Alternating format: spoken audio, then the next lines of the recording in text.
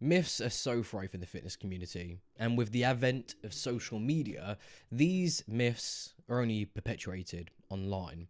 And it gives such a misguided approach to fitness to anyone that is new, even those that are somewhat experienced but aren't up to date on the research and what is actually correct. Because some of these myths can sound so compelling and so convincing that people genuinely believe them, and it leads them to make very drastic decisions that ultimately impact and make their fitness journey and their results suffer. So in today's podcast, I'm going over some of the most well-known and commonly believed fitness myths, and I'm dispelling them. So sit back, relax, and let's get into the episode. When I first started getting into the gym and win this whole fitness thing, I remember watching Six Pack Shortcuts online, hosted by a guy named Mike Chang. Now, it soon came out years and years later that pretty much everything that this guy said was incorrect and factually wrong. I mean, his training methods were, good for beginners, but as someone his size giving out this information, they weren't exactly going to get you the best results. So fitness myths and, misinformation is something that I've fallen for myself at the beginning of my journey. So there's really what I'm trying to do here is give you the right information and dispel any myth that is going to prevent you from getting the results that you want. So let's start with the first one, which is cardio is the only way to lose fat. Now, we know that in order to lose fat, we need to be in a calorie deficit. That is the holy grail of weight loss. It doesn't matter what diet you're on, doesn't matter what training program you're on, and it doesn't matter how much cardio you're doing. If you consume more calories than you expend, you will not lose weight. If you consume at maintenance, you will not lose weight. You'll just maintain your current weight. So the only way that we can effectively lose fat loss, and realistically the only way to lose fat loss, is via a calorie deficit. Now, you can create a calorie deficit in one of two ways. One, you can reduce the amount of food that is coming in. So if your maintenance is 2,000, eating 1,800 creates a calorie deficit. You begin to lose fat. The second is by increasing your expenditure. Now, you can do this in a number of ways. You can do more workouts, you can do more steps, or you can implement cardio. So cardio will burn more calories, but it's not the be-all and end-all of fat loss. There are a lot of people that I've spoken to that assume that the only way that they can lose weight is doing an endless amount of cardio, but it's not true. It is a direct result of your calorie intake. Eat less than you consume, you'll lose fat. How you create that deficit is completely up to you. If you want to, me personally, I do cardio every single day because I like eating more. So if you are someone that likes to consume more food and you get relatively hungry quickly like I do, then doing cardio might be the best thing for you because it allows you to consume the same volume and the same amount of food, but you can increase your expenditure, therefore creating your calorie deficit. Cardio is merely a tool used to create a deficit, but it isn't the driver of fat loss. There are many different ways. There are many different ways to skin a cat. We can put it that way. And the exact same is prevalent in fat loss. Many different ways to achieve the same goal. It's personal preference. If you're someone that doesn't mind not eating, then you can just simply reduce your calories, save your time by not doing cardio, and you create that deficit and you start to lose fat. It is that simple. So, myth dispelled. Cardio is a good tool, but it's not required for fat loss. The second is that you can spot reduce body fat. Now, this is something that is so prevalent in any of the clients that I speak to, that I want to get abs, so I'm just going to do sit-ups, I'm going to do crunches, I'm going to train my abdominal muscles. Now, that gets the abdominal muscles strong, but it does not burn fat from that specific area. Same thing with if you want lean arms or lean legs, you cannot train your arms and your legs to burn fat specifically. So let's talk about how fat loss occurs. So when we are in a calorie deficit, an energy deficit, your body signals that it needs more energy. So it draws, you have fat stored in fat cells known as triglycerides. It's stored energy. So when you're depleted and you're in a net deficit of calories, your body signals to release these triglycerides to give you more energy to function throughout the day. Now, as you do this, these fat cells do not disappear, they just shrink. So the issue that you have with that is that you still have the capacity to be at that weight. The fat cells are still there, and they're just not as large. Anyway, back onto the topic. So as triglycerides are released and your body uses this stored fat as energy, you can imagine it like, imagine there are many rivers or streams leading to a river, right? When that river gets to the ocean, you don't know which water came from which stream. And the exact same happens with your body. When it signals to release triglycerides to use as energy, your body doesn't give a shit, doesn't care, doesn't know where these have come from. So training your abs will not release stored energy from your abs. Training your arms will not release stored energy from your arms. It is an overall system process. Your body just releases this stored energy. Where it's released from is completely random. Now, genetics does play a role in this. You will have some people that store a lot more fat in their abdominal muscles. So when it comes to releasing energy, they may release less from their abs. Therefore, they reduce weight, but their abs don't look like they're catching up. That's really as far as genetics goes with fat distribution and fat loss. But the idea that you can spot reduce fat is a complete myth. Your body just uses stored energy from wherever the fuck it wants. It doesn't really know where it's coming from, and there's no real way to target it. Your main focus during a fat loss phase should just be on staying in a deficit for a long enough period of time and letting your body do its thing and trusting the process. The end result, you'll get to where you need to get to, but you have to be a little bit patient. And maybe due to your genetics, the arms is the last place that you lose fat. Maybe your face is the last place you lose fat. Maybe it is your abs. In men, typically, it's going to be your abs. In women, it's going to be mainly your legs. So that's how that myth dispelled. Spot body fat reduction. Jesus, I can't speak now. Spot fat reduction, complete myth, does not exist. And I wish that was one that I could scream from the high heavens, because so many people still believe it. And the amount of people that I see in the gym doing sit-ups, doing crunches, just trying to get abs. I'm like, no, bro, just do fucking a diet. Get your cardio in if you need to. Get your steps in. Just train. Don't focus on where it's coming from. It will occur. Just give it time. The third is going to be that training or weight training, resistance training for women will get them bulky. Now, this is one that I come in contact with a lot of female clients. On the onboarding process, when I talk about doing a resistance program or weight training, I get a lot of pushback like, oh, I don't want to get too bulky. I don't want to put on too much muscle. I just want to get toned. I want to look like these people. Now, for any women out there, if you look at any of the influencers or athletes that you aspire to be, and their physiques, more specifically, these are physiques that have been cultivated over years of dedicated weight training, dialed in nutrition, and healthy habits. I mean, for context, on average, women produce 0.2 to 0.4 milligrams of testosterone per day, whereas men produce 10 to 20 times that amount. So the idea that you as a woman can look like a man from just a couple of months of weight training is biologically impossible. You do not produce enough testosterone for that to actually occur.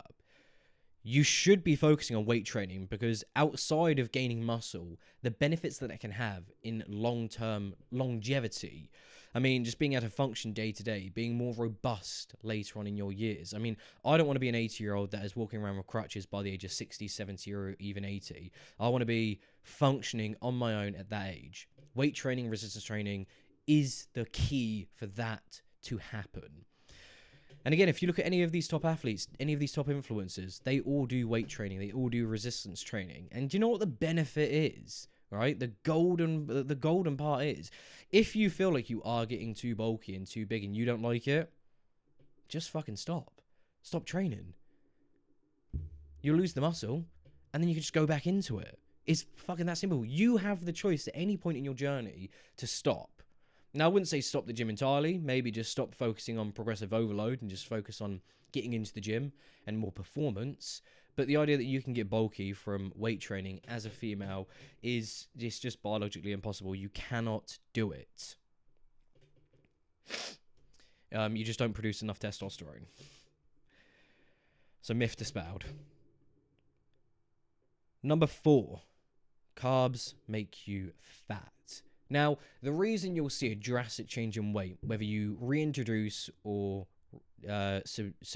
whether you reintroduce or take carbs away from your diet, the reason you'll see a massive spike or decrease in weight isn't fat, it's going to be water. So, when you consume carbs, they're converted into glucose and glycogen. Glycogen is stored within the muscle and it's used later as energy during your workouts. Now, in order for that to actually be a function, 3 to 4 grams of water is stored with every 1 gram of glycogen.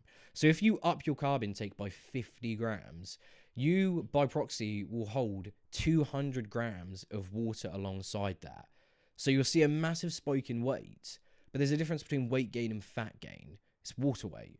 And the same is true for the opposite. If you subtract 50 carbs from your diet, 50 grams of carbs from your diet, you will lose 200 grams of water, and that will reflect on the scales. But again, water weight and fat loss, or fat, are two very different things. Now, one of the biggest reasons why people think that your body stores or you get fat from carbs is insulin. So when you consume carbs, your insulin spikes and it tells basically nutrients where to go in your body. And fat is a nutrient. So people assume, oh, it stores fat, it holds onto it. No, you need to think about it this way. When you consume food, mainly carbs, only carbs, your insulin will spike. But think of insulin as like a traffic conductor. A traffic conductor will guide traffic where to go to make sure everything's running smoothly, everything is where it needs to be. Insulin works the exact same way. It tells your nutrients, protein, carbs, and fats, and everything else in between, where to go. One of them is fat, and it will guide fat into your fat cells to be stored as triglycerides. But it will also tell protein where to go. It will also tell glucose where to go. It will also tell everything where to go, what to do, how to function. After a while, your insulin does decrease, and it levels back out. Now, on the same topic, when this happens and insulin rises, your body doesn't burn fat. It will focus all of its time on just conducting your nutrients where to go. And people assume that if you continuously have meals throughout the day, obviously there's going to be carbs, that you'll spend the whole day in a non-fat burning mode because your body's going to be spending too much time directing nutrients where to go.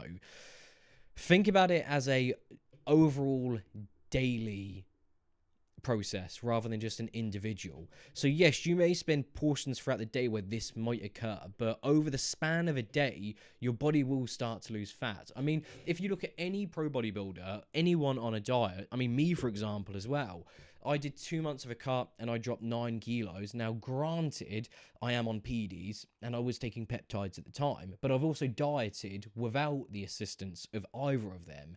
And I had a heavily carb-based diet because I like sweet foods. So in the evening, I would always have a tub of low-calorie ice cream. I'd always have some high-protein pancakes. I would have something very carb-based, very high in sugar to satisfy that sweet tooth. And I still lost weight. Does not mean carbs are bad for you. Carbs are not bad for you. They are your body's preferred source of energy. So cutting them out completely, albeit will drop your scale weight dramatically, you're also gonna have no energy, poorer workouts, and more fatigued throughout the day. Don't be scared to consume carbs. They are not the enemy. They are your body's fuel source. And your insulin rising is just naturally going to happen. Not naturally, it is going to happen throughout the day with the carbs that you consume. It doesn't mean it's bad. It's a normal bodily function that happens when you ingest a certain type of food. So the fact that people despair or people propagate the notion that carbs are bad for you is bullshit. It is not the case, and I'm living proof of that. All of my clients, one of my clients has dropped 30 kilos in the span of 6 months. He has a carb-based diet. So that is already, in and of itself, disproven this myth. So that's going to lead us on to number 5, is that you need to sweat in order to have a good workout. This is something that I used to believe. And unless it's summer, like it is now, I fucking rarely ever sweat during my workouts.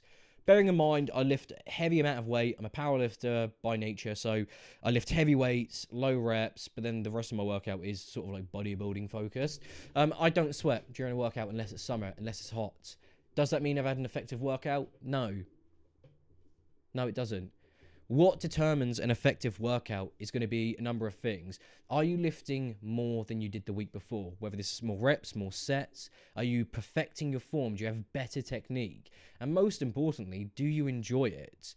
Sweat is just your body's way. Think about the AC of a car, right? So when the car gets too hot, you put the AC on. The AC cools the car down. But you don't need the AC in order to make a drive. If I was to drive from here to the gym in this weather, I could have the AC turned off. I'd be fucking hot, but I would still get there. Your body works the same way. Sweat is just your body's way of cooling its internal temperature down because you've gotten to a certain point. In the winter, you're rarely ever going to sweat during your workouts unless you're prone to it. And you can artificially create an environment where you sweat more by just wearing more layers. If I was to train with just a tank top on and some shorts, I wouldn't sweat. But then if I was to layer up with a pair of like men's leggings and then a pair of joggers and then a compression top, then a normal top, a pump cover, and then a hoodie, chances are I'm going to be sweating within about 5, 10, 20 minutes of that workout. The only difference isn't performance, isn't the exercises that I've done, it's the clothing that I've worn. So do you need to sweat in order to have an effective workout? No, it's just your body's radiator cooling itself down because you've gotten too fucking hot. Alright, and we're on to the last one, which is going to be you can turn muscle into fat and vice versa. Or when you don't train, muscle turns to fat and vice versa. You can turn fat into muscle. Now, let me break this down for you. We've already spoken about what fat is. Fat is triglycerides stored in fat cells as energy, right? That is fat. Muscle are fibers that contract to create locomotion, movement within the body.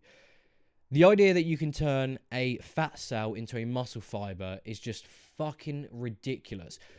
The reason I think this is a believed myth is because when people stop training and their muscle starts to atrophy, which starts to break down, which is why you get smaller the more time you take off the gym, chances are it's not just the gym that you're neglecting, it's your diet also. So you're not going to the gym and you're consuming more calories than you expend. Therefore, you're in a surplus and you start to gain weight. So if you combined your atrophy of muscles by not going to the gym with the increased calories being in a surplus and fat gain, I can understand why it might look like you're turning fat into muscle. Alternatively, I can see the opposite, that when you do get back into the gym, you don't just get back into the gym, you start to take care of your diet. So that surplus becomes a deficit. Muscle memory is a real thing, so your muscles do come back to their size relatively fast and your fat decreases. So I can understand that this looks like fat turning into muscle and muscle turning into fat. Really, it's just a body recomp, which is what's happening. But they're two completely different processes and two completely different materials, right? You have fat cells and you have muscle fibers. That is it. You cannot turn one into the other. It's like saying that you want to turn your fucking car into a motorbike. You can't do it. Your car's the car, the motorbike is the motorbike. They both live in a garage, but they're not the exact same thing, if that makes sense. I hope it does. So these are just a few of the myths that I've encountered over the last year working one-to-one with clients and what I've seen online. There are many more myths outside of these, which I will do a follow-up episode later on down the line where we dispel more of these myths. But these are just the 6 that I have seen prominently in my time in the fitness industry. So if any of those myths are something that you believe, rewatch the episode and do a bit of research into it as well, because none of them are true. And it is important that when you look on social media and you watch influencers, that you do a bit of a background check on the person that you're watching, because I recently watched a video of a guy who was relatively big, really big guy, talking about how starvation mode is a thing. If you don't know what starvation mode is, it's the idea that if you eat too little calories, instead of losing fat, your body will store it because it doesn't know when the next calorie is coming in. That was a big guy who seemingly knew what he was talking about in every other aspect, but this one thing, I was like, it's bullshit. And it's that sort of stuff. It only takes one person, one time, to propagate something that isn't true or a myth. And, he genuinely might believe it. But doing a bit of research into the topic itself, you can soon find out that it is not true. So I hope you learned something from this episode. I really appreciate you watching. Stay tuned and catch me in episode 4. See you then.